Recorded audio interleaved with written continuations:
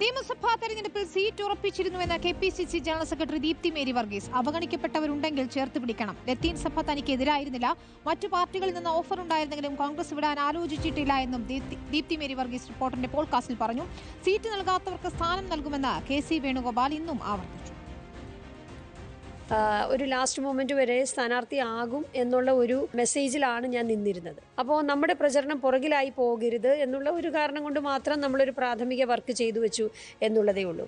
അല്ലെങ്കിൽ പിന്നെ നമ്മൾ അങ്ങനെ ഒരു റിസ്ക് എടുക്കില്ലല്ലോ. അങ്ങനെ ഒരു മെസ്സേജ് ഒക്കെ ഉണ്ടായിരുന്നു. സ്ഥാനാർത്ഥി പട്ടിക വൈകിയപ്പോൾ മുൻകരുതലായാണ് പോസ്റ്ററുകൾ അടിച്ചതെന്ന് വിശദീകരിക്കുകയാണ് ദീപ്തി മേരി വർഗീസ്. മറ്റു പാർട്ടികളിൽ നിന്ന് ഓഫർ ഉണ്ടായിരുന്നെന്നും ദീപ്തി വെളിപ്പെടുത്തി.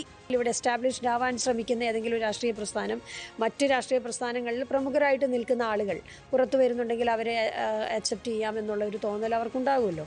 അതൊക്കെ ഉണ്ടായിട്ടുണ്ട്. BJPയിൽ നിന്നായിരുന്നു ആ കോൾ ഏറ്റവും അവസാനം. അല്ല, ലത്തീൻ സഭ ഒരു കാലത്തും തനിക്കെതിരായിരുന്നില്ല. മേയർ തെരഞ്ഞെടുപ്പിൽ ചിലരുടെ വ്യക്തി താൽപര്യങ്ങളാണ് സംഭവിച്ചതെന്നും ദീപ്തി മേരി വർഗീസ് റിപ്പോർട്ടർ ഇലക്ഷൻ പോഡ്കാസ്റ്റിൽ പറഞ്ഞു. സഭയുടെ പേര് പറഞ്ഞ് എന്തെങ്കിലും ആരെങ്കിലും ചെയ്തിട്ടുണ്ടെങ്കിൽ അത് അവരുടെ വ്യക്തി താല്പര്യം മാത്രമാണ് എന്ന് തന്നെയാണ് ഞാൻ കരുതുന്നത്. ആർക്കെങ്കിലും അവഗണന ഉണ്ടായെന്ന് തോന്നലുണ്ടെങ്കിൽ ചേർത്ത് പിടിക്കണമെന്നും ദീപ്തി പറഞ്ഞു. അസംതൃപ്തർക്ക് സ്ഥാനം നൽകുമെന്ന് KC വേണുഗോപാൽ ഇന്നും ആവർത്തിച്ചു. സീറ്റ് അർഹതയുണ്ടായിട്ടും സീറ്റ് കിട്ടാതെ പോയ പ്രവർത്തകരെല്ലാം അവർക്കായിരിക്കും സർക്കാർ വന്നാൽ മുൻഗണന എന്നുള്ള കാര്യം ഞങ്ങൾ വ്യക്തമായിട്ടും പാർട്ടി തീരുമാനിച്ചിട്ട് പറഞ്ഞിട്ടുള്ളവരോടെല്ലാം. News desk reporter.